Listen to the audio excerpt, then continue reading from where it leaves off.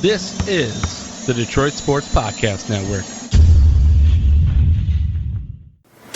What's up, Detroit sports fans? Welcome to the Fan Reporter Show, made by fans for fans, powered by the Detroit Sports Podcast Network. I'm Nick, and joining me today is Andrew's going to give us this week's topics. Well, first, Matt Stafford got shipped out of town. Now Derrick Rose got shipped out of town. Is Blake Griffin next? We hope trade so. Season. So we're going to talk about that and have a little bit of fun with it. It's a fan report. All right, well, last week we had the big news that Stafford was traded. This week has a mini version of that. Not quite as big of news, but No first dare round I picks say involved. long overdue and long awaited news? Derrick Rose shipped off to the New York Knicks in exchange for Dennis Smith Jr. and a second-round pick. I believe it's the Knicks' 2021 second-round pick, so this year's pick. Charlotte's 2021. Sorry, second, Charlotte's 2021. To be specific, but yeah. So a pick somewhere in the, probably going to end up somewhere in the middle of the second round, based on the way Charlotte's playing. I think it'll be high second round. I think them and the Knicks have the same record last I checked. Last I saw this morning, Charlotte was in the playoffs, and the Knicks are not. Last I checked, I think they were like the 7th or 6th seed in the East or something like that. So Charlotte's 12-13. Knicks are now 11-14. So yeah, they got a game on them now. Aren't they like 6th or 7th in the East too? Ooh, Charlotte? Yeah. Yeah, they're 6 right now. Okay. So They were 9th and they jumped up. Yeah. Well, I mean, when the back end's one game apart, that's going to happen. Andrew, give me your immediate thoughts on the Derrick Rose news. Well, when we first got that inkling that Derrick Rose trade was inevitable, remember I was texting you, and the first thing I texted you was, could the Knicks be dumb enough to give us a first-round pick for Derrick Rose? Because it was pretty clear that Tom Thibodeau really wanted Derrick Rose on his team, and maybe you could leverage that. But then, like I texted you in all seriousness, I'd be ecstatic with an early second-round pick in this year's draft, specifically this year's draft. And we ended up getting a second-round pick. It wasn't the Knicks' pick. It was Charlotte's pick. There is a chance that Charlotte could, because they're not that far behind the Knicks, so there's a chance it could end up being a better second-round pick. No, than the Knicks but would have been. looking We'll at see. Charlotte's roster, they're definitely a better team than absolutely. the Knicks. Absolutely. They're definitely a better team than the Knicks. So I don't expect it to. So like I said, I expect it to be somewhere in the middle, maybe top end of the middle, but somewhere in the middle of the second round. So I'm happy that we did get some draft capital in return, and the one thing I didn't want in return in this trade was Frank Ntilikina, and we didn't get Frank Ntilikina. You could have given me anybody else on that team. I was really hoping they would bite on him quickly. It doesn't look like they did. But Dennis Smith Jr., I'll take it. I really liked him at NC State. I was actually really big on him going into the draft the year he got drafted. And he was, solid with the Mavericks, and he kind of fell off a little bit this season so far. His playing time got cut off too. But I do think, he's 23 years old. I think he has a ton of potential. And I like taking a stab at him. I'd rather have that than just waiting for Derrick Rose to play out the rest of his contract. So. Right. No, I completely agree. The fact that, this was what I've been preaching the Pistons need to do is bring in young guys that maybe just need to change the scenery. And I know that this is DSJ's third stop in the NBA, and he's 23. Like that never means that's never a good thing. It's been her third stop at the age of 23. However, there's no reason for the Pistons not to at least give him a shot here. One, the guy you wanted to give a shot to for the starting point guard's job for the future is out for potentially the year. So you're looking to bring someone in who's also young, could be a building block of the future if he pans out to what his potential was coming into the league. And that's DSJ. Like, you're going to give him a shot. He's basically going to take over the role, or what I would expect and hope to see is he would take over the role that Killian Hayes was at least partially going to play, and he's going to get a shot to maybe be either a bench rotational guy or maybe be a guy that can spell and be effective in this rebuild, and maybe changes Killian Hayes' role or allows Killian Hayes to ease himself into the league a little bit more, and I'm fine with that also. There's no problem there. This team is still a few years away from winning regardless, if not longer. So the Pistons going the route of giving young, unrealized talent an opportunity to grow and reach their potential. That's the route I wanted them to take all along, and that's the route they're going here with DSJ. So again, it is a worry that this is his third stop before he turns 24 years old. But regardless, it's still a young guy. It's still a talent. It's somebody who had a lot of potential that you're hoping to bring it out in this stop here in Detroit. So I like it. I do. I would have rathered, and I'll, you know what?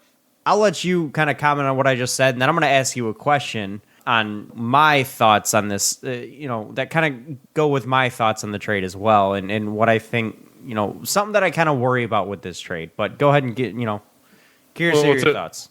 To add on what you said, I am very interested to see that because you're right. I think he's going to get a lot of playing time, at least to start until Killian Hayes comes back, because it does seem like Casey is kind of committed to giving Killian Hayes all the playing time that he can give him. When is Killian Hayes expected back, or do we still not have a timetable? Probably like mid to late March. Okay. End of the season, basically. Why, at that point, in all reality, why even bother? Give him the year off. We don't want to have him, give him proper time to heal this injury, Obviously he's got to be in practice and things like that. If he's cleared to play, he's cleared to play. But what's the point bringing him back this early? Give him the season off. I mean, it's a wash at this point. It's a COVID year anyways. 2, I don't want to see them push him back before his body is fully ready. His body is still developing. I mean, he's 20 years old? His body what if I told developing. you we give Dennis Smith the starting job when he comes back, and we just bring him up behind DSJ off the bench for 20 minutes a game? I'm a little bit more comfortable with that. Absolutely. That I'm okay with. I still don't love the idea of him coming back before his body is fully ready. Like I said, he's young enough to where his body is still developing. An injury may not heal fully, even though you think it does. It's one of the reasons I feel like Cam Newton's career kind of took a downfall with that shoulder, is he just didn't give it enough time to heal properly. And I know Cam Newton was a lot older with his shoulder injury, but he wasn't giving himself and his teams weren't giving him enough time to fully recover from that shoulder injury. And his career's taken a dump because of it. He has no arm left. So I think with Killian Hayes, personally, I give him the year off. I give him the rest of the season off, fully rehab that injury, and get yourself back and ready to go for the start of next year's offseason and training camp. And now we have a full training camp to see what we have here and to develop him. Because again, he didn't really get a training camp this year. So, I mean, your idea is fine, in my opinion, as long as his body is fully ready to come back. I'm totally fine with him coming off the bench and getting 15, 20 minutes a game. That's no problem. I'm a little bit concerned about them bringing him back in a year that, I mean, in all reality, it's meaningless, especially if he helps us win games. But again, building on what you were saying, I think Dennis Smith Jr. is going to get a lot of playing time until Killian Hayes comes back, and because of that, he could be yet another reclamation project for Dwayne Casey. We saw where Christian Wood. It's been on and off with Josh Jackson. He's shown flashes. It's clearly worked with Jeremy Grant. Let's see if we can get Dennis Smith Jr. in the mix. Did you really consider Jeremy Grant a reclamation project? Not really a reclamation project, more of a, oh my gosh, we knew he had this much in him kind of thing. Right. Yeah, I'll go with that with Jeremy Grant. God, if we could get any kind of consistency out of Josh Jackson, I would love to watch it. He'd be such a good piece for the future of this franchise. He's picked it up again over the last few games. Yes, absolutely. So my question that I have for you is regarding this Derrick Rose trade and the return we got. Does it at all does it all make you worried that the Pistons took on Dennis Smith Jr. in a second-round pick when they potentially could have had a first-round pick? Did we waste this trade to get a young potential talent in DSJ and a second-round pick instead of a first-round pick? If there was an option to get, because they obviously did this well before the deadline. So if they had waited a few weeks longer, if they had gotten a first-round pick, would you come out to regret this trade? Here's my take on it. If you had done this trade last year, I'm convinced you probably could have netted a first, probably a late first, but a first for Derrick Rose. You could have easily shipped him to a contender that needed point guard depth and would have easily given up a late first for a guy like him. He took a bit of a step back this year. He's been a little bit slower. In my opinion, at least, I'm not sure you would have found someone who wanted Derrick Rose as much as Tom Thibodeau wanted him this year. Which is fair. He did pretty much revitalize his career in Minnesota.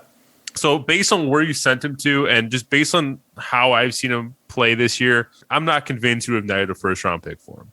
So, I mean, that's why I'm not too I'm not too mad about the haul. I would have liked this ship from last year. I do think you could have gotten a first from last year. It's a similar situation to what we saw with Drummond, where it might have been a little too late on the trigger. But at the same time, this is the first year under this regime, so I'm cool with it. I don't think would have gotten a first. Fair enough. I mean, then let's speak in hypotheticals here. If it comes out that a team would have given a first round pick for Derrick Rose, would then you I'd be have upset. rather that return? Okay, fair.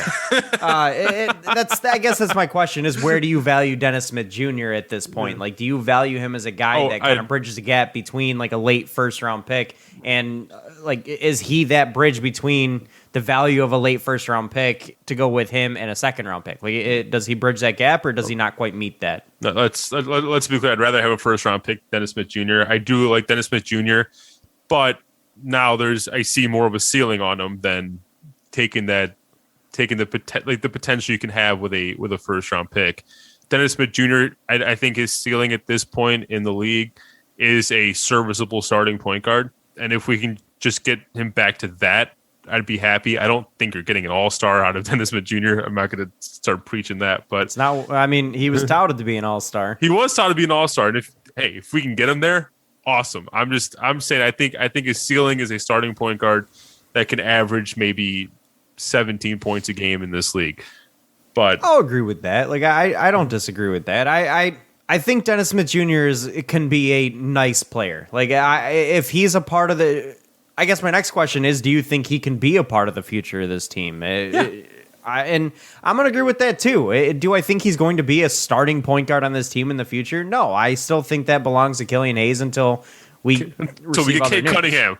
Just fair. Just say it. Fair enough. Put it out there. Just fair enough. But I mean, Cade Cunningham could be working off ball with Killian Hayes dishing it out. I mean, that would just be a dream scenario. Cade Cunningham's what, 6'7", 6'6"? 6'8". 6'8". Yeah, he's huge. But to bring in, like, to have the scoring potential coming off the bench like a Dennis Smith Jr., I'd be totally happy with that if that turned out to be what the future of this franchise was.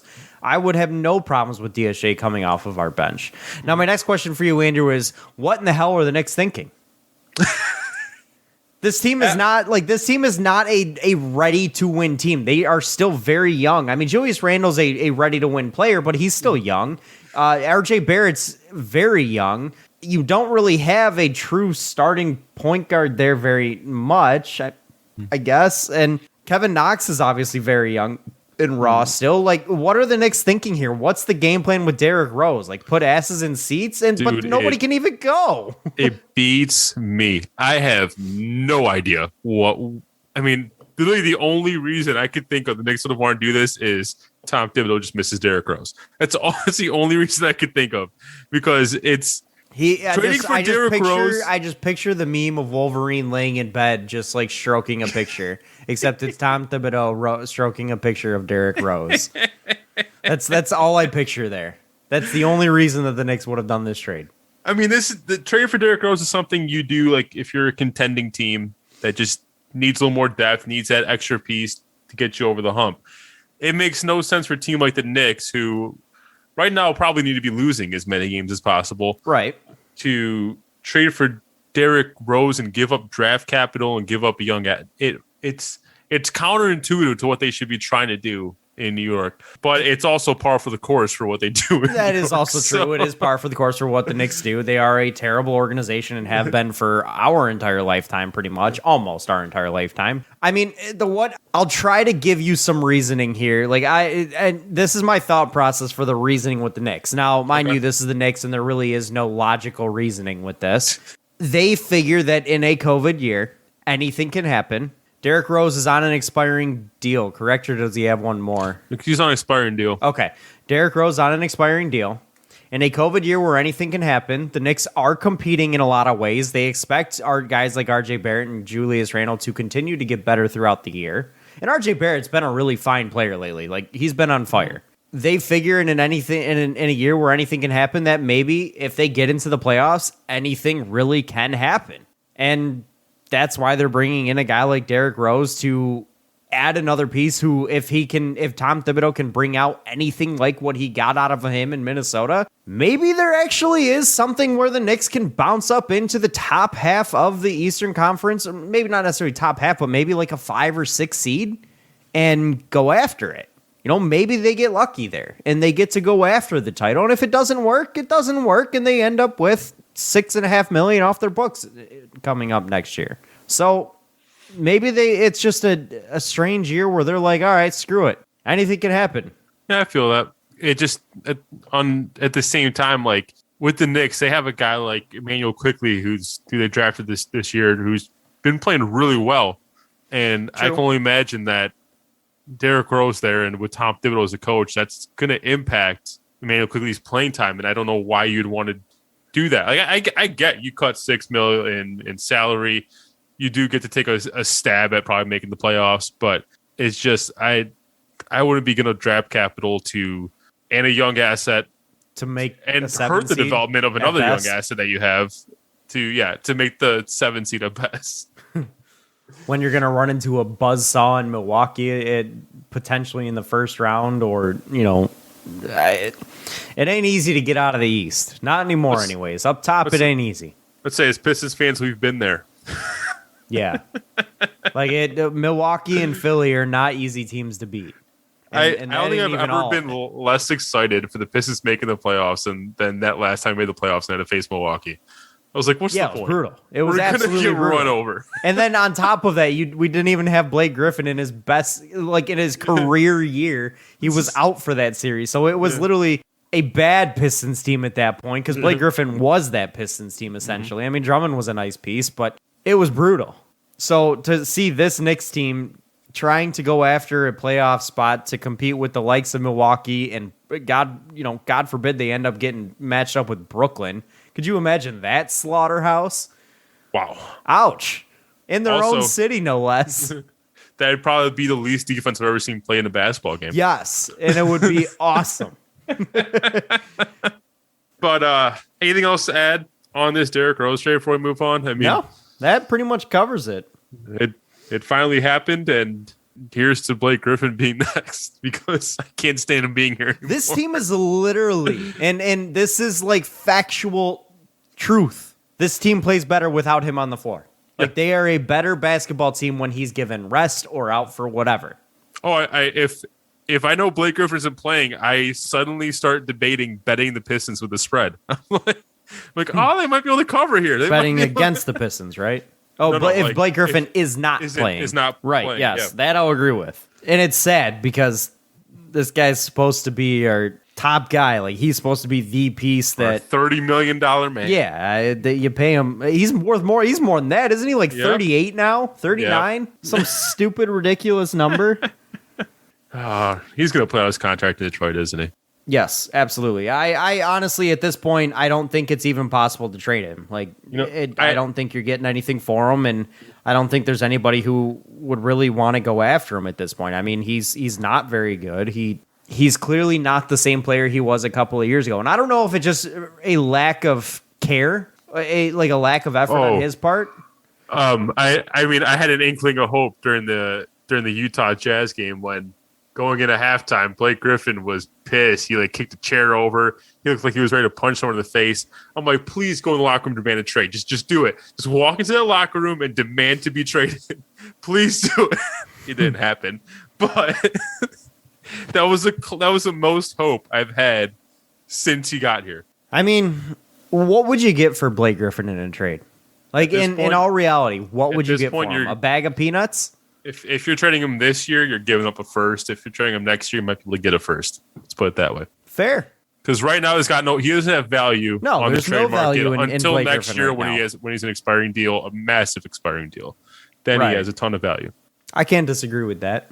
So when you really think about it, you probably don't want him to move this year. No, this is, I mean, unless somebody's crazy enough to say like, hey, I want to give him a change of scenery and I want to see if he can help push us over the top. Like if he can bring back some of that magic he had a couple of years ago, maybe some team takes a shot at it and gives us value in return. But I do think to maximize Blake Griffin's value at this point, you wait until next year at the deadline when he's an expiring deal, or even in this offseason when he's an expiring deal up next year, and you try to get what you can for him. I do think because of the size of the contract, I do think you get a first-round pick for him in the offseason or at the deadline next year because of the massive expiring deal. There's a rebuilding team out there a team out there that would love to get a bad contract off their books, and that's one way to do it. Yeah, that's my last question for you before we move on here is, would you rather, let's talk next season, would you rather hold on to Blake Griffin and then just have $40 million off the books next offseason?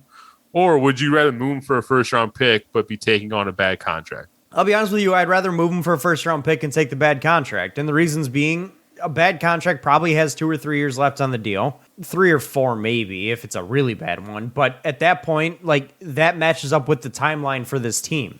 Signing a free, $40 million this offseason or next offseason doesn't help us. Because, again, what are we trying to go for next, in 2 years from now? Nothing. This team is not ready. This team is still 3-4 years away from being able to compete again. And we're in a rebuild here. So signing a free agent then just doesn't match up with the timeline. Also, you have to be able to convince free agents to come here. Something we've never been able to do. Yeah. I'd argue that draft capital is far more valuable to this organization in this Hey, we convinced Josh Smith to come here. I would argue that draft capital is far more, and double far more important than a bunch of salary cap space. Because again, we can't bring free agents to this franchise. Not right now, anyways. I mean, we paid a lot of money for Jeremy Grant to come here. We did. But the Pistons have historically had to overpay to bring their second option or third option in the free agent market to come here. Yeah. And that's not what we want in the tail end of a rebuild. It's just not. Yeah, you're not going to be able to sell a big name free agent on you'll get more playing time like you were with Jeremy Grant. Right. It's not going to. No. That was the only reason we didn't have to pay more than Denver paid. That's right. I would much rather get draft capital, develop a young guy, and bring on a bad contract that's going to be off the books when we are ready to one big time free agent away from competing. It matched this offseason, trading him away for a 3-year or 2 or 3 year deal left on somebody's bad contract. That matches up with our timeline. That contract matches up with our timeline. Yeah. Blake Griffin's really no longer does. So I'd much rather the draft capital and the bad contract than just the $40 million. I agree with that. All right. Let's shift over to the NFL real quick. The Detroit Lions, well, I don't know why I said Detroit Lions. The Athletic just released their latest and greatest NFL mock draft. I want to do something fun with this. Something we haven't done this show yet. I'm going to go through the first 6 picks. And then, Nick, I want you to tell me who you would want the Lions to take given... Who I would want the Lions to take or who I think the Athletic has them take? No, who you would take. Okay. If you were the Lions GM. All right. If you were Brad Holmes. Let me pull up my draft board. Hang on. If you were Nick Holmes, who would you take? Brad Holmes. Oh, Nick Holmes. Okay, I get you. I see you. I see what you did there. All right, I'll start giving you the picks before. So obviously, with pick number 1, the Jacksonville Jaguars take Trevor Lawrence. QB wow, big shock there. Someone really did their homework on that pick. Oh yeah. Number 2, New York Jets, who could have had Trevor Lawrence, now have to settle for Zach Wilson out of BYU. Poor babies. How mad would you be if you're a Jets fan right now? Oh, I'm literally stomping my feet like a 3-year-old. At number 3, the Miami Dolphins select Devonta Smith, wide receiver out of Alabama. Tua, that's like a wet dream for Tua. Yep. Granted, if it were up to me, I'm the Miami Dolphins, I'm protecting my investment and I'm drafting Penei Sewell, but that's just me. At number 4, Devonta Smith's a nice consolation prize, if you ask me. Oh yeah, the Atlanta Falcons. As long as he puts on 25 pounds. The Atlanta Falcons, much to the chagrin of Matt Ryan, take Justin Fields out of Ohio State. So we have 3 QBs off the board. It's a home run pick, if you ask me. Yeah. Does that mean they move Matt Ryan in the offseason? Potentially. Or Matt Ryan's just at the twilight of his career, and it's peace out, home slice. At number 5, The Cincinnati Bengals having nightmares of that Joe Burrow injury. Draft Penei Sewell out of Oregon. If I'm Cincinnati and I am sitting at 5 and Penei Sewell is still there, I am running the fastest 40 time to the podium that you have ever seen. Be a Rich Eisen 40 time.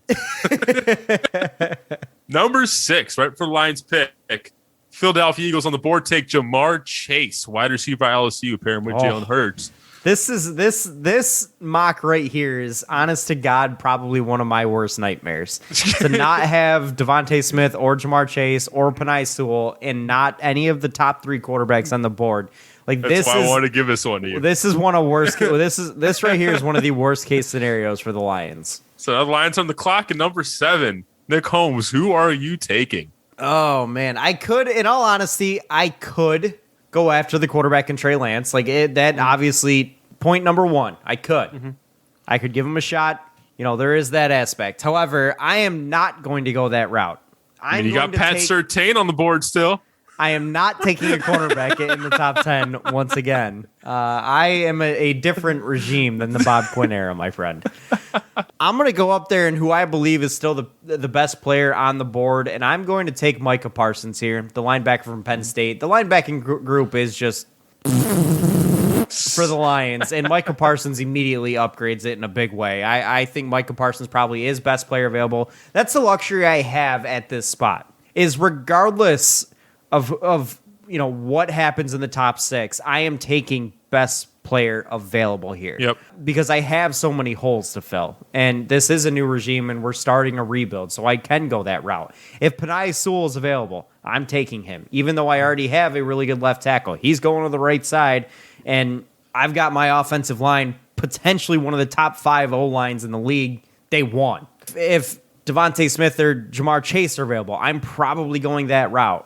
But it's gonna be a tough sell with Micah Parsons available too. But I do like Micah Parsons. He's an elite level talent with a lot of potential coming out of Penn State. And that linebacking room just got a hell of a lot better if Micah Parsons is joining it.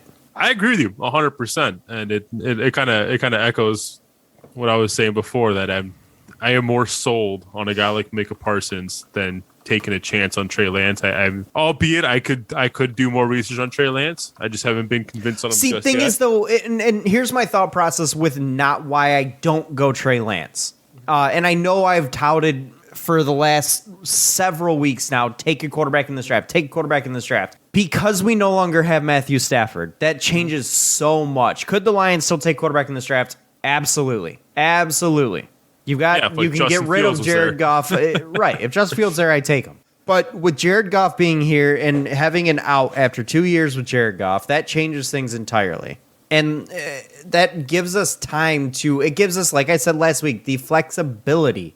It does not force our hand in taking a quarterback in this draft. If we had Matthew Stafford, our hand is forced. We have to take quarterback. Now we don't.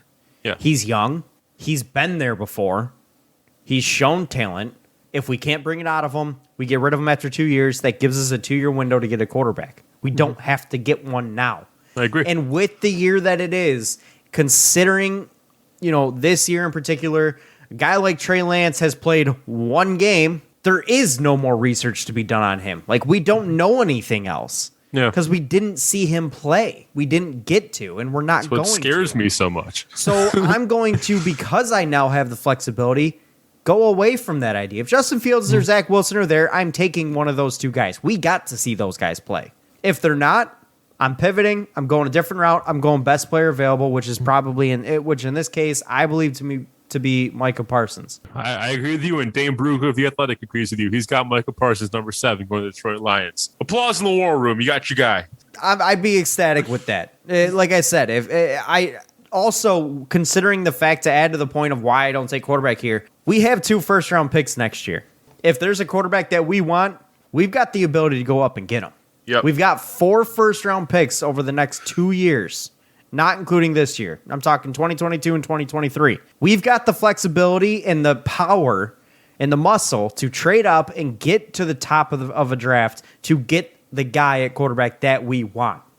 We'll know more about him. He'll be better scouted, and we'll know what we're getting a little bit better than we would this year. That's why I'm saying we can forget about a quarterback this season if we so please. I'm still going after the one of the top three, but beyond that, I'm going best player available. I feel that. All right. Not to jump back and forth between sports, I just wanted to leave this just in case we had time. It looks like we have a little bit of time left. So real quick, and this is I'm generally not a fan of redrafts, especially this early, but I'm also very curious because of the large amount of unknown we have with Killian Hayes. I'm very curious on your opinion on this Bleacher Report 2020 NBA Before we redraft. jump back to the NBA, I do have a question for you. Yeah, what's up?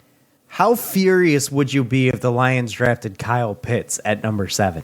Do you remember when we were watching the draft? Do you remember when we were watching the draft? And Is this the one when we were at Champs?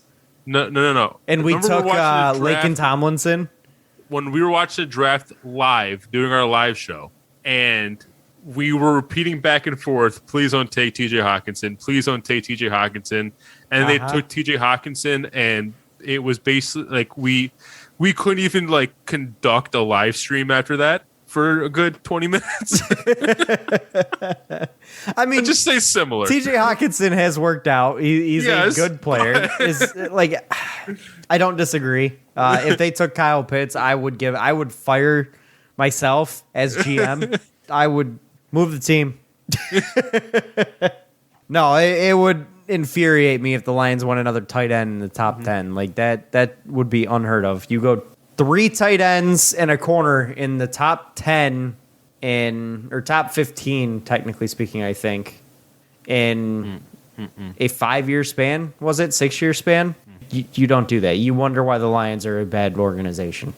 So no, obviously I really don't think the Lions go that route. They don't need a tight end. They've got a good one in TJ Hawkinson. So yeah, no, I would definitely lean Micah Parsons. So Jonathan Wasserman, who's a very respected NBA draft analyst, he put out 2020 NBA redraft on Bleacher Report. Now, before I tell you what happens with the Pistons, I just want to real quickly ask you, do you think Anthony Edwards still goes number 1, or do you think it changes? I think he still goes number 1. He does not. Any crack on Really? who does? Any cracks on who does? Want to take a crack at it? Darius Baisley. He's not a rookie. LaMelo Ball. LaMelo Ball goes. Oh, duh. LaMelo Ball. Sorry, stupid. Brain fart. But all right. So I'll tell you who's off the board for the Pistons, and I want you to tell. I'll tell you who they take too, and then Darius Baisley's not a rookie. LaMelo Ball. 20. James Wiseman stays at number 2 of the Warriors. Why did I think he was a rookie? Because he didn't really play much his rookie season. Fair enough. Anthony Edwards goes number 3 to Charlotte now. Okay. Who went number 2? Tyrese Halliburton stays Jonathan Wiseman of the Warriors. Okay. Tyrese Halliburton makes a big jump to number 4 to the Bulls. He's been a stud, man. Much to my dismay, because I know how much I talk about how I don't want this guy, but he's been a stud. I dogged him a lot too. That shot is so terrible. Patrick Williams only drops 1 spot, goes to Cleveland. Denis Avdija goes to the Hawks, moves up.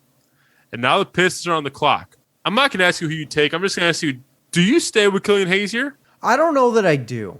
And who are the guards available still? You still got Cole Anthony, Emmanuel Quickley. You still got Tyrese Maxey. I don't know that I do. Kira Lewis. And it has nothing really to do with Killian Hayes himself. Granted, I wasn't like in it. I don't know. Guys like, there's a lot of guys in that. Cole Anthony, Emmanuel Quickley. No, Emmanuel Quickley. Okay. Like, he's been really good, and you see a lot of potential there with him. Killian Hayes has shown potential and ability, but I don't know if it's in the areas that I think the Pistons necessarily need to be. It's the shooting that's scary, really. Right. He hasn't been able to get the shot fall at all. Like, at all. And I know we only got a very small sample size, but in the sample size we got, we saw a lot of the holes in his game. And I again, the guy's 20 years old. Like, he's so young and raw that these things can change. So it's hard for me not to go with Killian Hayes, but at the same time, seeing guys like Emmanuel Quickley perform at the level that they have, it's hard for me not to go after one of those guys. So I'm going to say I go after a guy like Emmanuel Quickley or Cole Anthony. Yeah, that's who Wasserman gives us, is actually Cole Anthony. Basically arguing that Cole Anthony has surpassed expectations. All the concerns on him are fading, while all the concerns about Killian Hayes shooting and turnovers have all but been validated in the small sample size that we've seen from him. Now, I do still think that you have more potential with a guy like Killian Hayes. But if I am switching the pick, I actually think I lean Emmanuel quickly almost, or maybe even Tyrese Maxey. I really like what I've seen from Tyrese Maxey. Tyrese Maxey's played pretty nice too. Yeah, as long as you get the deep ball to drop more consistently. If Giannis can do it, anybody can. Yeah. But there's also part of it that I'm like, all right, Tyrese Maxey plays a 2, then we can bring in Cade Cunningham and get him in the 1, and let's run it from there. Yes.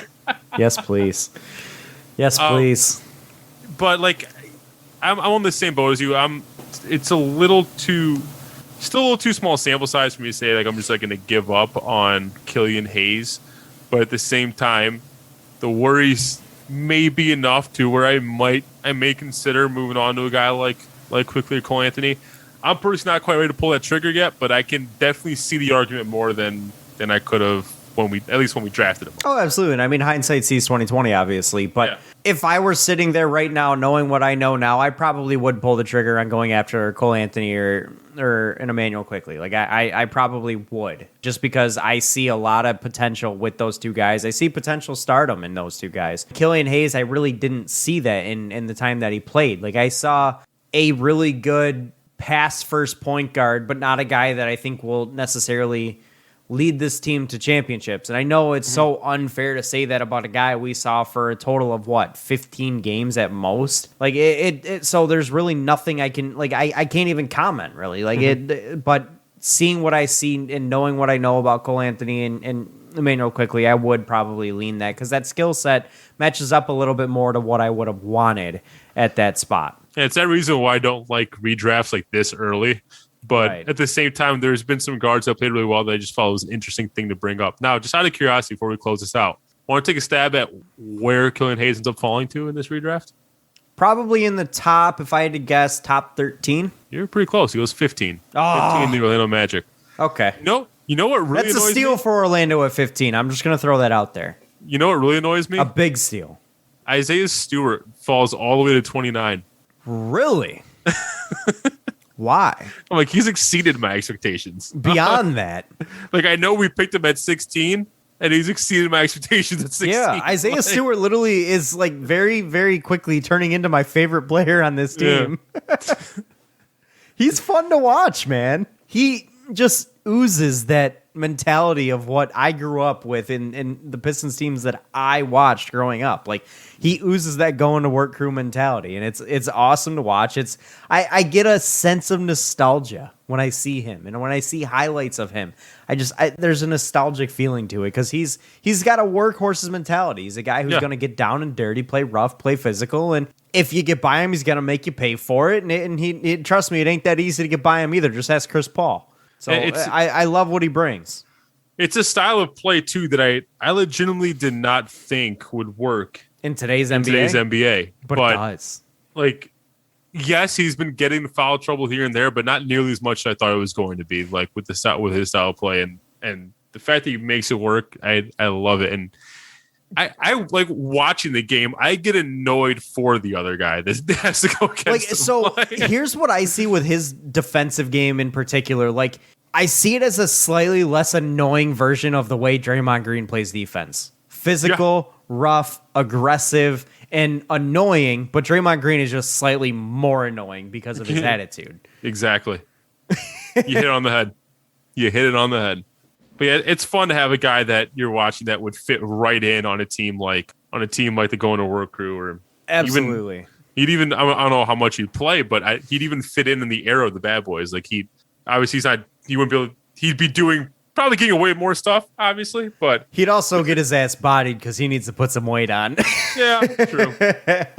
But no, I love watching Isaiah Stewart play. I feel like every single day I'm watching a highlight of this guy on Twitter and going, all right, we got a piece here. Like it's weird to think that, again, maybe you and I just suck at looking at talent, young talent in the NBA, because this is a guy that we just thought was not NBA material. We were disappointed in the pick, and then we were talking about how he just needs to grow up in the D League or the G League, and develop talent down there. Like, he's not ready to play. And I'll admit, I was a huge like this guy just doesn't belong on this roster guy. Like he needs to be in the G League developing his talent. My pre-draft comp was Jason Maxiel. Yeah, like I just did not believe that this guy could play in the league right now. He wasn't ready, and then he gets his opportunity, and he is probably the most fun player to watch on this basketball team right now. So I was wrong. I'll admit that. 100% wrong on Isaiah Stewart, and I love having him here on this on the Detroit Pistons. Yeah, I second that notion. But you know who I was right about, and I still wish we took? Tyrese Maxey. You know who I wish we took? Tyrese Halliburton. Oh, yeah. Dude's a stud, man, and I'm so mad about it because you and I dogged him because of the way that shot looks. It looks so bad, but it falls. We've really been dogging the wrong guys in the draft. Apparently, you and I just suck at looking at NBA talent. It's just what it is. So, GMs, if you're listening, whatever we say, do the opposite. You'll probably don't take Cade Cunningham. All right, anything else to add, brother? No, that's all I got, man. All right. Thank you guys for listening this week. Not a ton to talk about. Obviously, we had the Rose trade and some other fun topics to go with. But as football season has come to an end, after Tom Brady has won his 7th Super Bowl title. My God. Is it too early to start let me ask you talking this. NBA draft? Let me ask you this. Does he get the ring implanted in his forehead like the one rapper did? I can't even remember the dude's name. Oh, who did that? They put the $24 million jewel in his forehead. Does he get it implanted in his forehead? I'm going to say he does it like Vision, and yes, he does. He does. Also, Lil Uzi. Lil Uzi, that's right. I thought it was Lil Uzi Vert, but so question. What's the point of that? By the way? I don't know, but he's never allowed to go anywhere by himself because he's now a walking $24 million target. I don't know if you watched the trophy ceremony, but did you hear what Tom Brady said? I watched the trophy ceremony, but I did not listen to what Tom Brady said. No. He was asked if he was coming back next year, and he said, "Yeah, we're running it back." Okay. I'm just gonna go out and say, if I were Gisele Bundchen, I'd beat him. You are going to be 44 years old. Like, you've won 7 times. Go out on top, you son of a bitch. Hey, I love it when a player pushes the limit of how long a player can play in the league. I disagree. I just want him to go away at this point. Resets the bar for people. I mean, it'll annoy me if you play and you suck, but he will never ever play as long as Vinny Testaverde, who I'm pretty sure retired at the age of 49. Yeah, no one will ever play as long as Vinny Testaverde.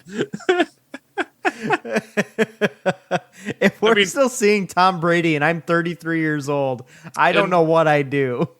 In the same breath there, LeBron James said that the game will let him know when it's time to retire. And if recent trend is any indication, and he's only getting better, so I think he might not retire until he's 50. It helps to play alongside Anthony Davis for one, and two, I don't know when the game is gonna say retire to LeBron. That's what I'm saying. I'll say this.